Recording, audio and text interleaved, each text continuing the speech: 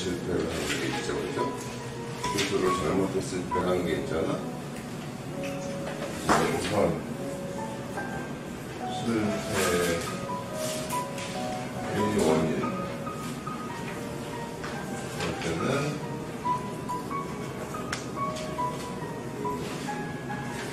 잘못된 시술을 했다. 지금 우리 인선생이나 공부는 이게 잘못된 시술이 되지 않기 위해서 하는 과정을 익히는 거야. 시간이 걸리는데 이거 역시 본인이 노력하지 않으면 안 돼. 본인이 나의 발전, 자기의 발전을 위해서 노력을 해야지.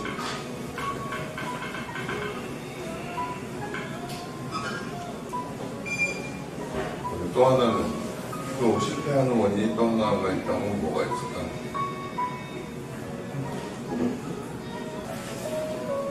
잘못된 시술 말고 또 실패할 수 있는 원인이 뭐가 있을까요? 장준경 실장님. 네, 관리소. 맞았어요. 맞았어요.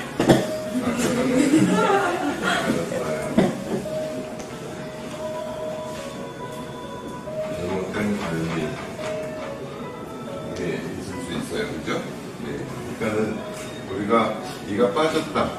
이가 빠졌어. 다른 사람 이는 멀쩡한데 그 사람 어떤 환자분의 이는 빠졌다 그러면 뭔가 관리가 물론 약할 수 있어요. 체질적으로 약할 수 있지만 잘못된 관리가 에어컨 조금 잠깐 끄든지 해야 되겠다. 이제 날씨가 관리가 잘못된 거예요. 우리는 뭐 어쨌든 잘못된 시술에 대해서는 의사가 다시 제대로 시술을 정확하게 해줘야 되는 게 있고, 그죠? 그 다음에 관리가 안 되는 부분은 환자가 관리하는 습관을 바꾸지 않으면 또 망가질 수밖에 없어요. 풍치라는 게, 우리가 치주염이라는 게, 어떻게 보면 환자가 얘를 좀 너무 잘못 닦았다기보다는 대부분의 경우에 그런 경우도 있어요. 어금니 쪽에 칫솔이 잘 안 간다든지 그런 경우도 있지만 대부분의 경우에 나는 체질이 약한데 그 체질이 약한 거, 치아가 약한데 잇몸이 약한데 잇몸이 약하니까 보통 사람과 달리 관리를 열심히 해야지 오래 가는데 그게 관리가 제대로 안 되면 또 망가질 거예요. 그러니까 시술을 잘 했다 하더라도 관리가 안 되면 또 망가질 거예요. 그죠? 이걸 분명히 환자분한테 알려줘야 되는 거예요. 그렇잖아요? 예. 그러니까는 뼈가 부러져서 기부스를 하고 있어야 이게 뼈가 붙는다고 했는데 기부스 제대로 안 하고 있으면 뼈가 안 붙을 거 아니에요. 평생 가도 뼈가 안 붙을 거예요. 그런데 여기서도 이제 또 병원에서 해야 될 일은 이 환자분이 제대로 이를 닦고 있는가 하는 거에 대해서 모니터링을 해줘야 된다고. 관리를 제대로 하고 있는가. 우리가 3개월이니 6개월이니 뭐 1년마다 오라고 하는 거는 환자가 닦는 정도에 따라서 시간을 이렇게 간격을 둬가지고 제대로 닦는지 하는 거에 대한 모니터링을 해줘야 된다고. 그렇겠지? 이거 그냥 당신이 잘못 닦았어요는 끝낼 게 아니라 이것까지 해주기 위해서 정기적인 비꼴책을 하고 자꾸 얘기를 해주고 그렇게 해줘야 되겠다. 그 얘기예요. 그러니까 예를 들어서 치아가 이렇게 있고 이게 뭐 5번 차, 자연차가 있다고 쳐. 여기 6번 이렇게 해가지고 여기다 6번에다가 이승한테 이렇게 심어야 돼. 이렇게 심어야지 맞는데 이렇게 심어야지 맞는데 치아가 있고 치아를 뭐 6번 치아를 이렇게 심어가지고 이렇게 삐딱하게 만들어 놓는 경우도 있어요. 그죠? 그러면은 이 보철물에 대해서 이게 자꾸 여기서 힘을 가하면은 이게 자꾸 쓰러지는 힘이 가해지고 나서가 풀리거나 뭐 이런 잘못된 시술을 하면 안 되겠죠. 잘못된 시술이라는 거는 그러니까 우리가 파노라마 엑스레이로 볼 때 이런 각도도 있을 수 있지만 이렇게 단층 촬영해서 보면 여기 대합치가 있고 여기 이렇게 들어가줘야 되는데 이렇게 들어가줘야 되는데 뭐 너무 이쪽에 나왔다든지 이쪽에 나왔다든지 해도 또 마찬가지예요. 그는 시술이 잘못되면 그거를 그냥 다시 고쳐주는 수밖에 없어요. 그죠? 이제 이런 부분이 어떤 기계적인 실패에 대한 얘기라면, 그 다음에 어떤 분이 이렇게 자꾸 나사가 풀려서 오는 분이 있잖아요. 이제 나사가 잘못될 수도 있고 어떤 부속의 연결이 잘못됐을 수도 있고 그래요. 우선은 나사를 조여서 확인을 하고 교합을 조절을 하고, 그래도 안 되면 다시 만들어줘야 되는데, 제일 나쁜 거는 뭐냐면 임플란트가 불량품이다 그러면 그 임플란트를 바꿔야 되는데 그건 환자한테 굉장히 큰일이 되잖아요. 근데 그거는 어떻게 보면 병원의 잘못은 아니에요. 이렇게 식약청에서 허가를 받고 거기서 이렇게 나온 거기 때문에, 이건 이제 기계적으로 이렇게 볼 수가 있다는 거. 또 하나는 이제 생과학적인 실패에 대한 얘기는, 치아가 있고 주변에 이제 지저골이라는 뼈가 있고 잇몸이 둘러싸여 있고, 그런데 잘 닦지를 않아서 뼈가 이렇게 이제 내려가서 망가진 분들한테 이를 빼고 뼈를 다시 쌓고 임플란트를 하는데, 뼈라는 거는 이렇게 만약에 이렇게 망가진 경우에 뼈를 싼다 하더라도요, 뼈는 항상 건드려지지 않아야 굳어지는 거예요. 뼈가 이렇게 여기서 이렇게 뼈 세포에 의해서 뼈들이 조금씩 어떤 거든지, 우리가 뭐 살도 마찬가지예요. 사실은 뭐 화상을 입어서 피부 이식을 했다. 그러면 이게 흔들리지 않아야 이렇게 제대로 치유가 되는 거거든. 근데 여기 음식이 자꾸 눌리고 어쩌고 하면 요즘에 조금 뭐가 잘못, 환상 같은 생각을 할 수가 있어요. 그냥 내가 병원에 가서 시술을 받으면 나는 아무런 주의를 안 해도 그냥 이게 저절로 나아야 된다라고 생각할 수 있는데, 그렇지 않아요. 그렇지 않아요. 낳고 나면 뭐 어떤 분은 이렇게 뭐라 그럴까, 재활치료라는 걸 열심히 본인이 해야 되는 경우도 있고, 그렇지. 그건 저절로 다 되는 게 아니고 내가 해야 될, 환자가 해야 될 몫이라는 게 꼭 있고, 그거를 알려주고 그게 되도록 계속 체크를 해주고 그렇게 해야 된다는 거예요. 이런 경우도 마찬가지예요. 이렇게 설사 이렇게 뼈가 망가지면 우리가 여기다가 뼈를 쌓아놓으면 비교적 뼈가 잘 되지만, 이런 데 눌린 데는 절대로 뼈가 될 수가 없어요. 그러니 뭐 이렇게 똑같은 양이라고 할지라도, 이거나 양이 똑같다 할지라도 이 세포들이 작용해야 되는 거리도 멀고 여기서 건드려지는 양도 많고 하면 이게 제대로 거의 한 이 정도 되면 나머지 다 망가지고 그럴 건데, 이거를 환자가 주의를 해주지 않으면 몇 번을 해도 계속 망가질 수밖에 없다. 그렇게 해서, 그러니 보통은 이제 어렵다 안 된다 해가지고 이렇게 뼈를 쌓는 경우는 더 말할 것도 없을 거예요. 그지? 최대한 우리가 클리를 이렇게 얹혀놓고, 클리도 가급적 움직이지 않게 경우에 따라서 이렇게 임시 임플란트라는 거를 꽂아가지고 클리가 흔들리지 않게 해주는 경우도 있잖아요. 클리를 덮어놓는다는 거는 이 뼈 쌓아놓은 게 흔들리지 않고 그대로 있어주라고 하는 건데, 식사를 하다거나 뭐 하다가 이게 자꾸 건드려주고 하면 이게 뼈가 이대로 굳을 수가 없으니까, 경우에 따라서는 이렇게 돼가지고 여기다가 임시 임플란트 같은 걸 넣어서 클리가 조금이라도 덜 움직이게. 그리고 가끔 여러분이 이제 우리가 보호 클리를 해주는 경우에 클리를 수정을 한다든지 체크를 하려고 할 때 클리 안 갖고 왔다. 이거는 24시간 낀다고 볼 수가 없는 거잖아. 내가 조심한다고 될 문제가 아니에요. 우리가 그냥 말하고 물 먹고 하는 과정. 밥을 안 먹어도 말하는 데서도 혀가 계속 움직이는데, 그러니까는 그런 부분, 그러니까는 좀 난이도가 높은 진료를 할수록 그에 따른 주의 사항도 철저하게 지켜줘야 된다. 모두 다 지킬래요?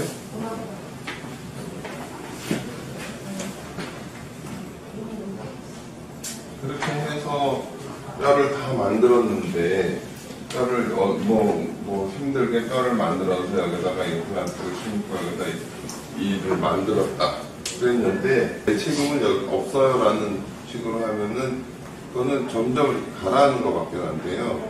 내가 책임을 지려는 자세로 가야 되는 거지.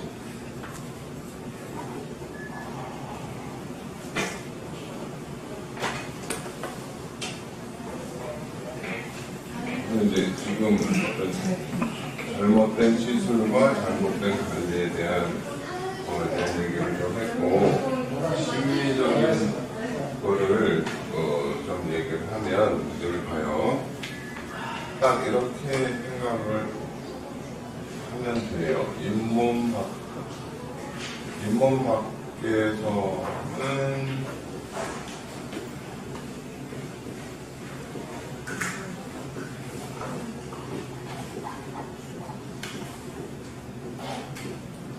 자연스레 똑같이 보이게 만들겠다 그런 생각으로 하는 거야. 알겠어? 지금 이게 예를 들면 치아가 쾌나인 같은 치아는요 좀 안으로 이렇게 많이 이렇게 콩고니를 보면요 콩고니는 다 좀 안으로 이렇게 들어와 있어요. 이렇게 이게 아마 물어뜯기 좋게 하려고 그렇게 했는지 모르겠지만, 그런데 지금 주공실에서 자꾸 그런 문제가 나와서 얘기하니까 보통 임플란트를 조금 이렇게 안쪽에 심어줘야 된다고 그랬잖아요. 그리고 여기다가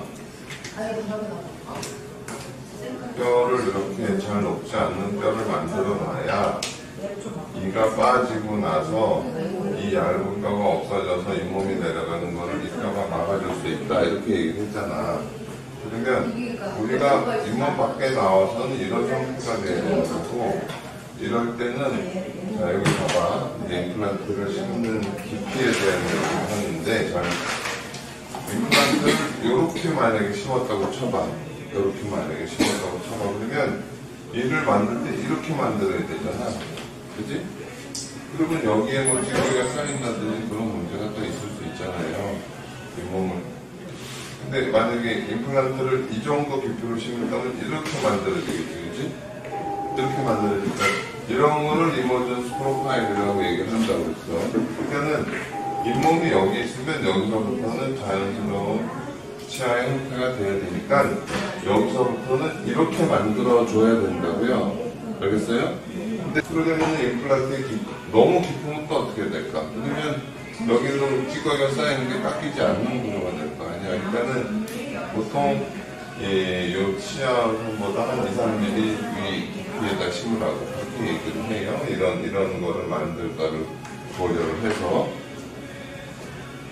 잇몸 바깥으로 나오면 무조건 자연 치아랑 똑같이 한다. 최대한이지, 물론 뭐 불가능할 수도 있지만 그렇게 생각을 해야 되는데, 심리학적인 실패를 생각을 하려면 도대체 심리라는 뼈는 하나를 얘기하면 잇몸 밖에서 나와서는 자연치와 똑같이 만든다라는 생각을 하면, 여기 봐요. 심리 어떻게 해야 모양이 예쁜 건가 하는 걸 알아야 뭐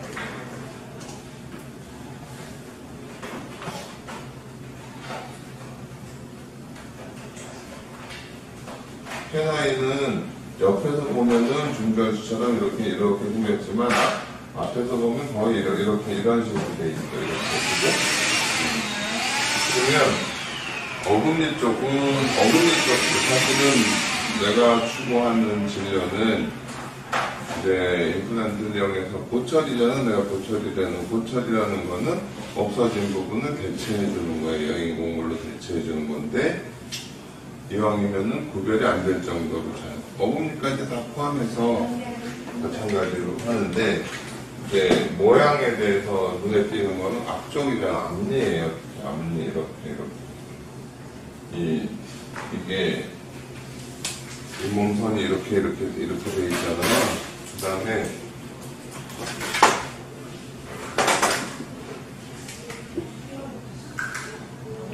전체적으로, 그 다음에 스마일 라인이라는 게 약간 이런 식으로 형성이 돼야 되는 거고, 그 전에 제일 중요한 게 뭐라고 그랬어요?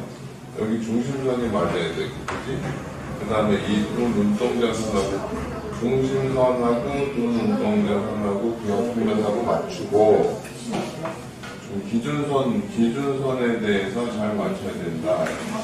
그래서 이제 중심선, 미들라인 있죠? 그 다음에 동공간선, 그 다음에 뭐 대학교면 캠퍼스 라인이라고 그냥 쓰죠. 이 세 가지를 구별을 하고, 그렇잖아?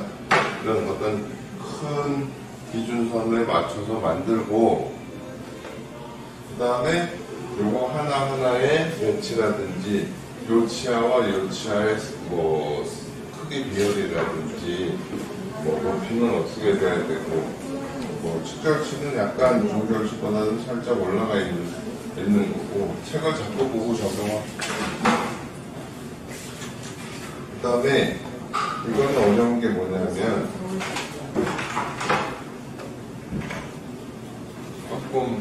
다음에 조금 더 얘기를 해야 되겠지만, 예를 들어서 여기 코가 이렇게 있으면 이 앞니가 나중에 여러분 CT를 보면 알겠지만 전체로 이렇게 잇몸이고 이런 식으로 박혀 있어요.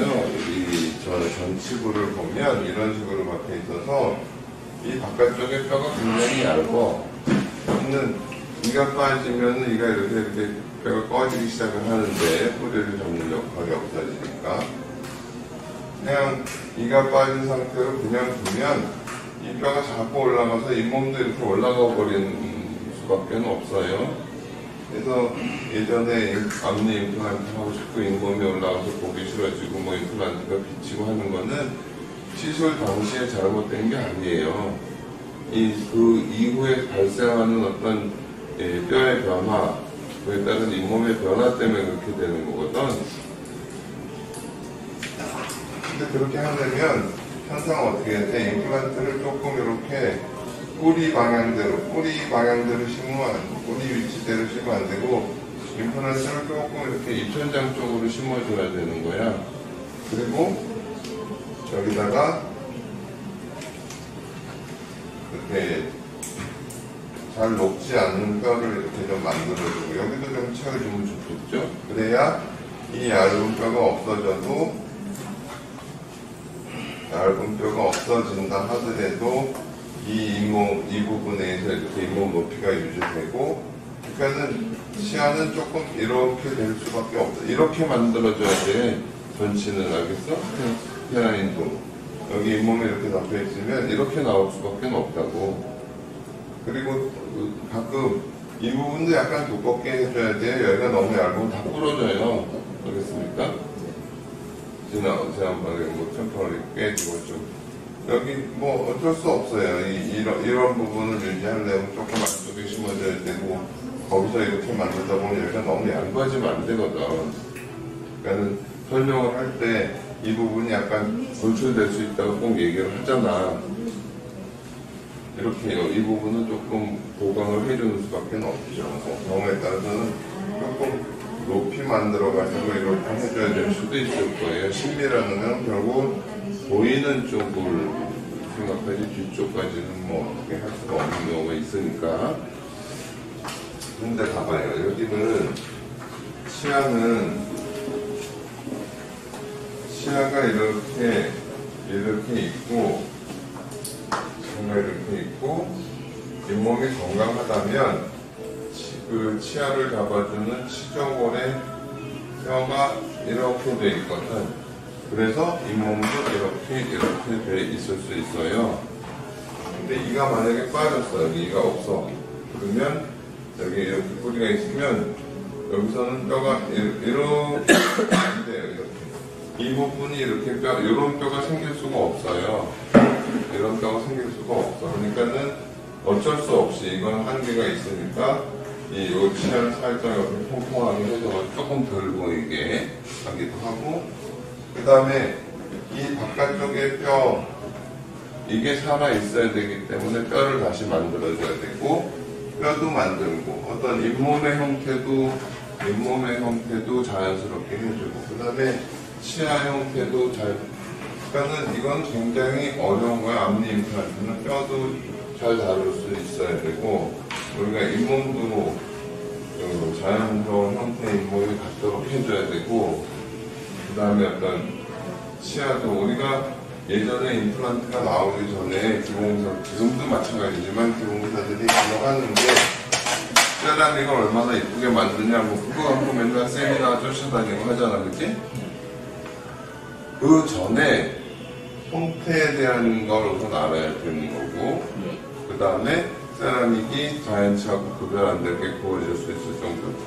예전에 임플란트가 나오기 전에 가장 어렵다고 생각하는, 그러니까는 이 전 세계에서 가장 잘 만드는 기공사도 이게 자연치고 이게 인공치라면 똑같이 만드는 건 불가능해요. 뭐 유명한 기공사들이 와서 자기 케이스 자랑하고 보여줄 때도 이렇게 만들어 놓은 거 내가 한 번도 못 봤어요. 전부 다 두 개를 같이 씌우든지 이런 식으로 만들어 매칭이 돼야 되니까. 근데 임플란트를 하면은 야 이건 참 공부할 만하다 하는 게 뭐냐면 이 위에 뼈에 대해서도 만들 수 있어야 되고, 그 다음에 여기 잇몸도 내가 모양을 잡아줘야 되고, 그리고 나서 이걸 해야 되는 건가? 그러니까 훨씬 더 수준이 높은 진료를 해야 되는 거예요.